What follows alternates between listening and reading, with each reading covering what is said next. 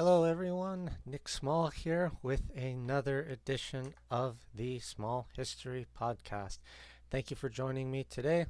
In this episode, I am going to be talking about my transition from Tokyo over to Kyoto. The two things I want to focus on today that I'll be covering is the Shinkansen and Toji Temple, located just a little bit southwest of Kyoto Station. This was one of the busiest days for me. Got up early in the morning, boarded a 6 a.m. train off of the iconic Shinkansen bullet train, and traveled to Kyoto, uh, one of the most famous cities in Japan. While Tokyo is the largest, Kyoto is known for having some of the nicest historical buildings. Some of the ones I'll be talking about over this trip include things like Kiyomizu-dera, Nijo Castle, and Toji Temple among them. And then Toji Temple itself is one of the oldest temples, but it also holds a very wide range of architecture from different periods. It was an area that had some of its buildings burned down, so there were more modern versions rebuilt, but you still have a mix of buildings that are as old as from around 800 AD up to around the year 1600. So we'll break those into a little bit more detail, but first I want to talk about the Shinkansen and the bullet trains first. The Shinkansen were first established in 1964 for the Tokyo Summer Olympics. Japan was running into problems where, despite being a very well developed rail country, people were bothered by the fact that to get from Kyoto and Osaka to Tokyo, as you can see in this picture here, it is the orange yellow area kind of in the middle of the diagram. It was taking approximately 7 hours by rail to transfer between the two territories. The solution was to develop a new rail network, a high speed rail network, using a specially designed electrical power unit and specially designed trains with a very streamlined architecture style and a standard rail gauge to travel faster directly between the two three cities. If you want to count Kyoto and Osaka kind of as one, they're fairly close to each other, but Tokyo is clearly a large distance away. It's roughly 500 kilometers between the two metropolitan areas, and once they constructed it in 1964 and the first trains were running, it cut the travel time down from 7 hours to 2.5. So, in almost a third of the time, we're able to cover that same 500-kilometer distance. To put it in the Canadian perspective, of course, there's been a lot of chatter on a high speed rail network being developed between Toronto and the Ottawa, Montreal, Quebec City area. That's a little bit longer, about 550 kilometers. But when you look at right now, it currently, on a good day by rail via, it probably takes around 5 hours. So, not much better. Once the rail network was developed, you have trains that are able to travel 250 kilometers an hour max, average sustainable speeds of 200 kilometers an hour. That is the textbook definition of a high speed rail network.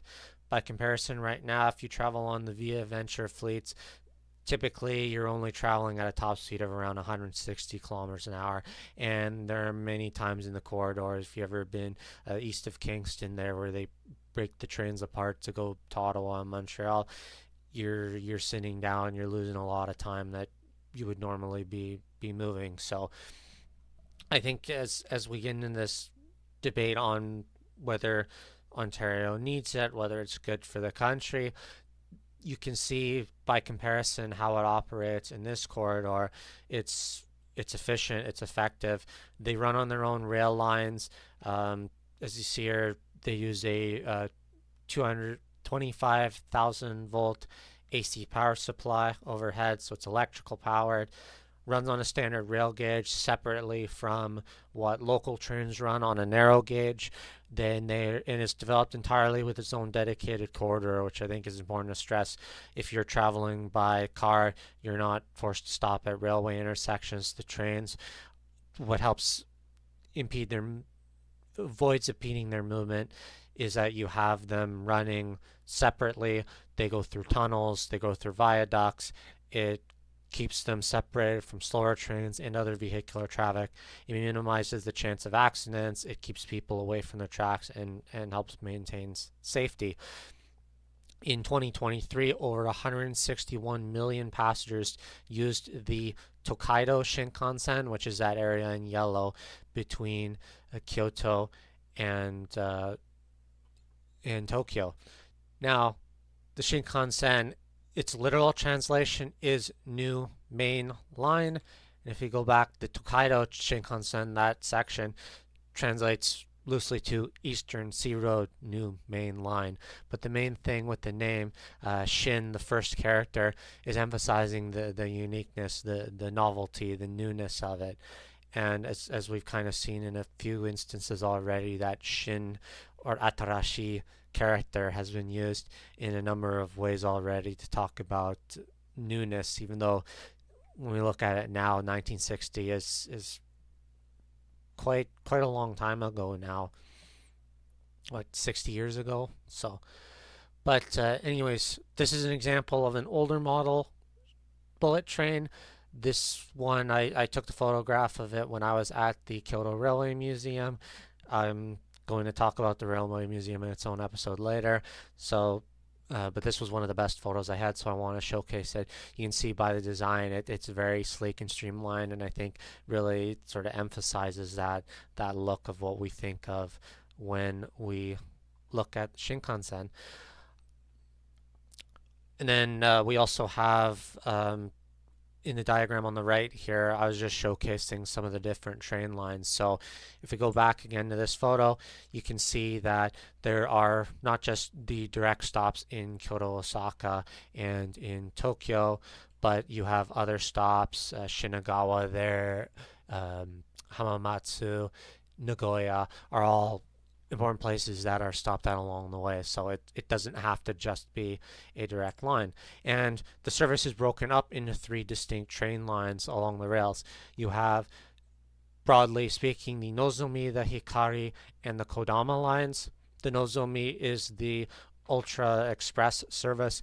It only stops at those major stations like Nagoya along the routes, but it avoids all the little small ones. And then when you get to the Hikari, you have additional stops, and then the Kodama, which is considered the slow line, and it still gets you in about 4 hours from Tokyo to that Kyoto Osaka corridor.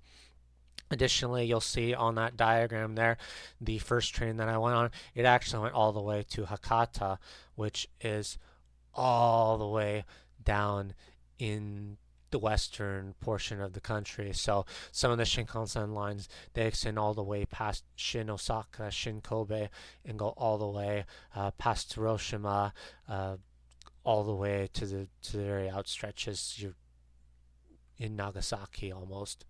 And as you can also see there, a lot of the stations have that name. You've got like Shin Osaka, so you have New Osaka Station. One of the nice things too, as I think many people who have been on the trip have discussed, you have the opportunity to also see Fujisan, Mount Fuji, of course, one of the most iconic mountains, volcanoes in the world. The train passes by it on the north side of the windows. So if you are traveling west from Tokyo to Kyoto, Osaka, like I was, you want to get a seat on the right side of the train. I think it was seat D. That gets you the closest view on the north side going that way. And then it's the opposite going back. So if you're going from Osaka, Kyoto, to Tokyo, you want to sit in seats A or B to get the best view of Fujisan from there. I sat on the north side on the way west, and then I sat on the south side the way going east. The mountain had a little bit of fog on the top, obscuring the very, very top.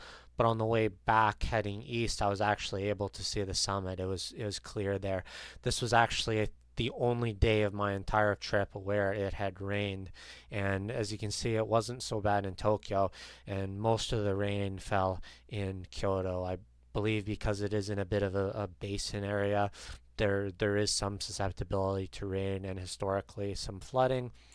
But when you get to Kyoto Station, it is honestly one of the nicest modern stations. It's massive. You have this really cool view once you get off on the north side, where there's just a stairway that goes all the way up forever. It looks like it goes 10 stories high that you can climb up.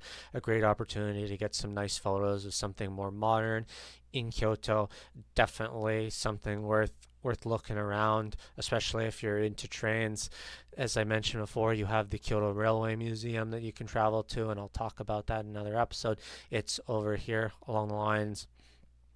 But the first place I went to after was Toji Temple here. So you can see it's only about a kilometer walk, which isn't too bad. If you don't want to walk, you can take a local train option here to Toji Station, which I believe is on their subway line, and it's just a detour of maybe 5 minutes, if that, to get there to the temple, and you're basically right there. So to talk about Toji Temple, so you have to go all the way back now to the Heian period. I spoke briefly about the Nara period from 710 to 794 when the capital of Japan was in Nara, which is just a little bit, a couple hundred kilometers south of Kyoto proper. The Kanmu Emperor relocated the capital to Heian Kyo, which is the older name of Kyoto, and when doing so, established these two Buddhist temples as the two main Buddhist temples inside the Heian-kyo um, Imperial Palace territory. You had Toji Temple on the east being the East Temple, and you had Saiji Temple being the West Temple, and you see that in their names. You have the Ji suffix characters there, and then you have Sai and To respectively for west and east. So, as I mentioned before, they were originally the only two Buddhist temples in the Kyoto capital area when the emperor relocated it, and they were established sometime roughly between 796 and 815 in their original forms. However, over time, there were a number of incidents. Kyoto, historically, despite how many of the buildings have been preserved because the city was not firebombed during the Second World War, it was still a major site of conflict. If you look at it from this period, 800, all the way up until the Tokugawa shogunate, you get to around the 1600s, you have a lot of warfare in this region, and a lot of buildings get burned down, and of course other things happen. There's incidents of arson, there's incidents of monks that are, for whatever reason, decide to burn down historic temples. So in the case of Saiji, you have it falling into disrepair. You have its pagoda burning down in 1233. You have problems with water irrigation and just general neglect. Not enough money is being raised into the temple. So this site, about a kilometer west of Toji, ends up falling into disrepair, and it ends up just being left in ruins. Meanwhile, Toji Temple continues to be preserved, largely in part thanks to the Buddhist monk Kukai. Kukai is one of the, if you're studying the history of Buddhism, he's probably one of the most important ones, one of the ones worth knowing and remembering. He in this period, he travels to China and brings the Shingon a Vajrayana sect of Buddhism, and it introduces this, and Toji is really the capital, the head of this sect. And as I go into, you have a part of the shrine is dedicated specifically to him, the Meido building, where every morning at 6 a.m. they do a ritual where Buddhist monks make an offering to him. They offer him breakfast, and I believe there's a story of one of them. There's a ceremony in which the one of the Buddhist statues that he brought back from China is passed around to participants in the ritual, and it's of course really fascinating. But you also see elements of where in this kind of the last period, the Han period, where there's a lot of connections between China and Japan directly. You have the fall of the Tang Dynasty in the 800s, and this is kind of where you start to see some elements, a lot of elements of China. China's influences on Japan are continuing, but you have sort of the battling between Confucian ideals and Buddhism, and starting to intertwine in the mountain regions with Shinto.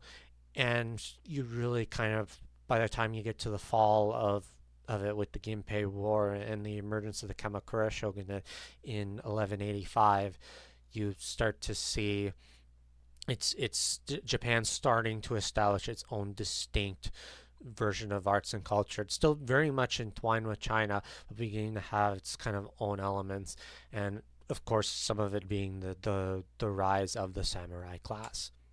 Of the buildings in Toji Temple, the most iconic is definitely the pagoda. Now, as I mentioned before, the pagoda in both Toji and Saiji Temple were built, destroyed, rebuilt on numerous occasions. The Toji Temple pagoda was destroyed at least four different occasions, and the current version of the pagoda that exists was actually built during the Edo period, so during the Tokugawa shogunate. I believe it was the third Tokugawa shogun who ordered the rebuilding of this pagoda. And in its cool form, it's really fascinating because, as you can kind of see on the diagram here that sort of explains how it's structured, you have these pillars running down the middle, this pillar running down the middle of it, but you have the five segments, and they're all sort of individually standing. They're not interlocked, but they're kind of suspended on their own to this pillar. So, and it's also entirely made out of wood. And if anybody is a carpenter, you probably know from woodworking, building doors, cabinets, houses, whatever. There's an importance on when woodworking. Wood is a porous material. It's something that deals with heat and cold. It expands and contracts, which can cause a lot of structural challenges. But because of the way it's designed, the central pillar acts as a dampener, and it allows, because of the way the floors are suspended individually, there's enough give and sway in it that it really helps keep the structure standing in earthquakes. And for Japan, a country that is known for its earthquakes, it's an important design feature. And this is something 400 years ago that people thought of and considered when they were building the structure in order to keep it standing in the case of earthquakes and other events. And yes, it was Tokugawa Iemitsu, the third Tokugawa shogun, who ruled during the time of its rebuild. The pagoda stands at almost 55 meters tall, 54.8, and it is the tallest wooden structure in Japan. When I went, as you can kind of see from some of the photos, it was really cool to see it with all the rain coming down. I think it made for a really great experience. When you travel in, you pay at an admission gate to go into the grounds. There is a little pond area just to the north where I took this photo. It's just to the left side. There's a nice little pond area. There's the pagoda, which is in kind of the southeast corner. And then you have the main lecture hall.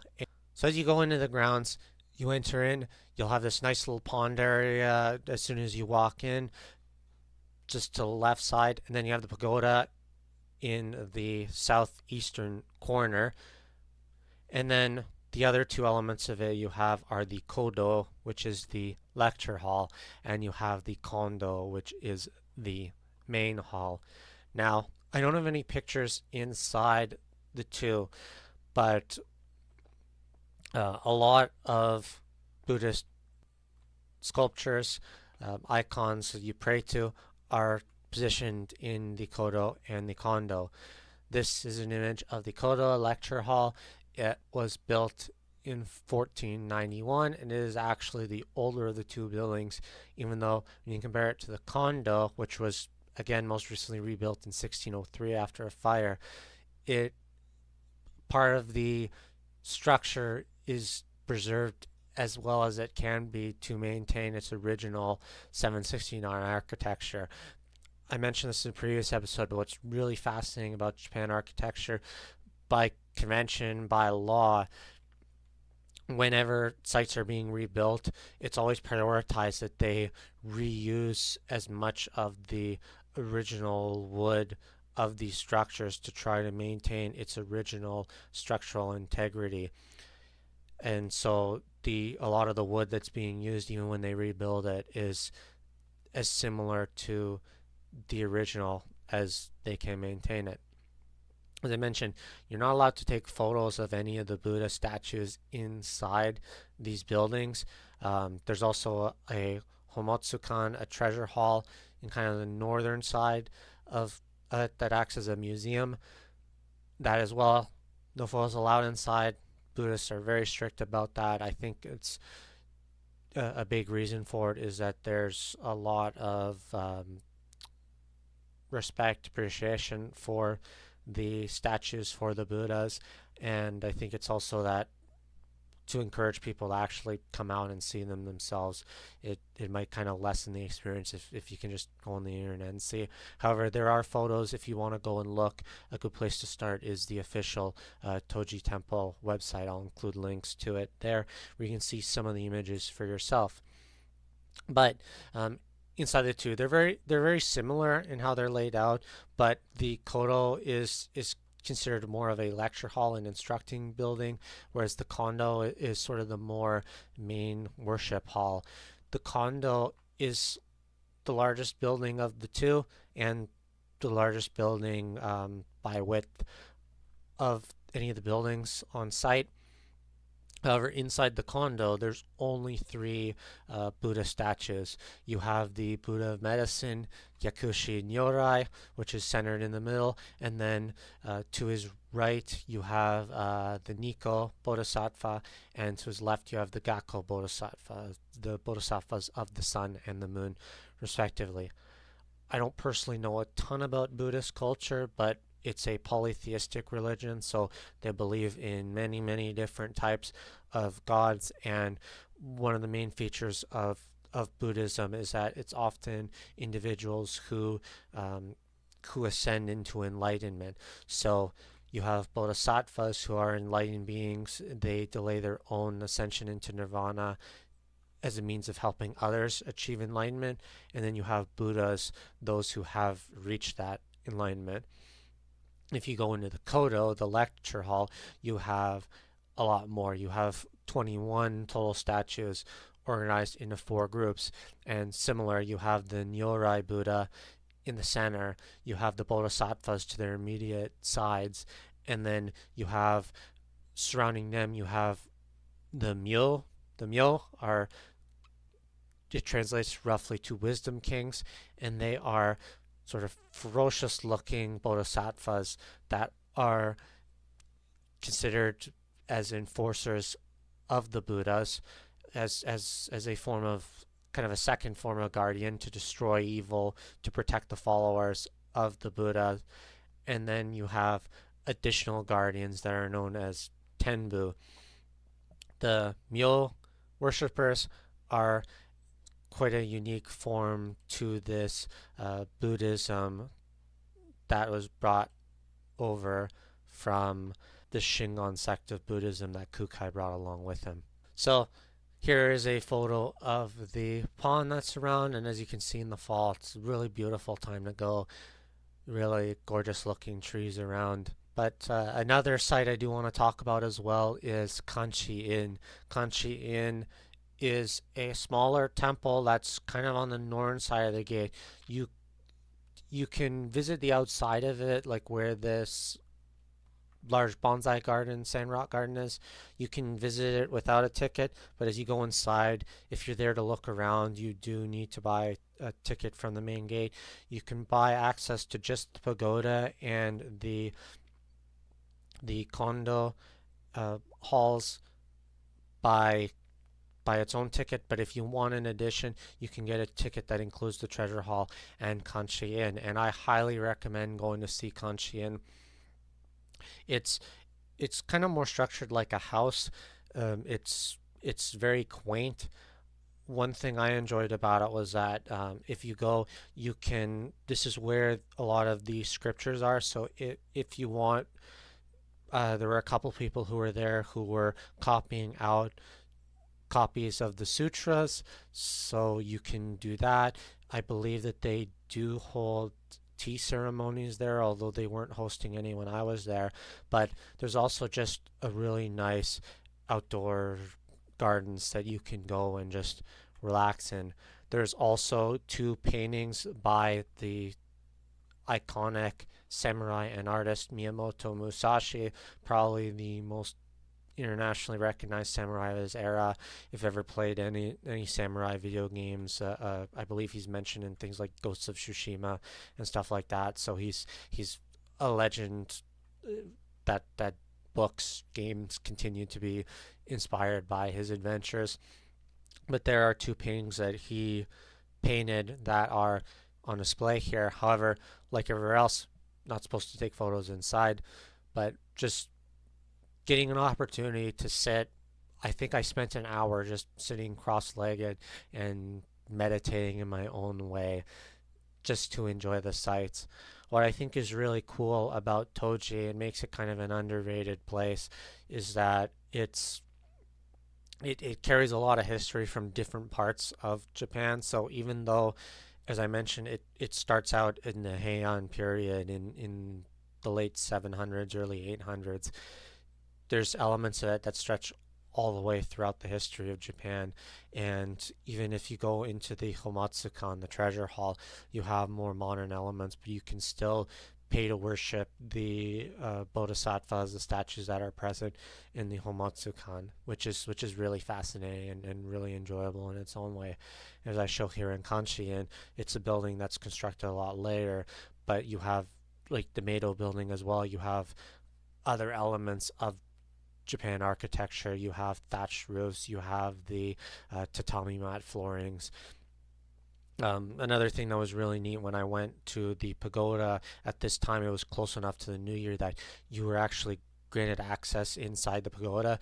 You couldn't climb up it, but there it's really neat when you go in there because there are Buddhas on all sides facing all the directions of the pagoda, and it's part out of respect to the Buddhas that you go out there and you pray at each individual direction. So you kind of walk in a big circle around and bow to each of them as a sign of respect, and it's really eye-opening to really understand the legacy and how through time you have hundreds, not thousands of different Buddhas across. So it it really it really gives you a sense of appreciation and respect for everything that's evolved through this.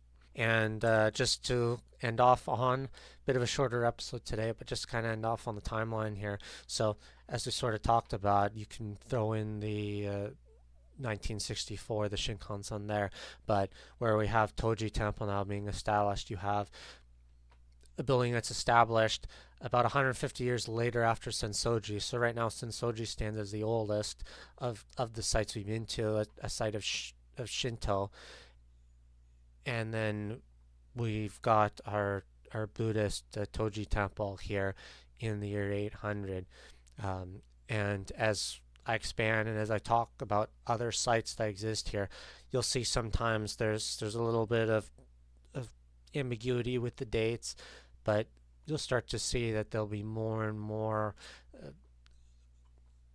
of this kind of gap area here between 800 and 1869 that's going to get filled as we discuss them. So, well, thank you for taking the time to listen to this episode today.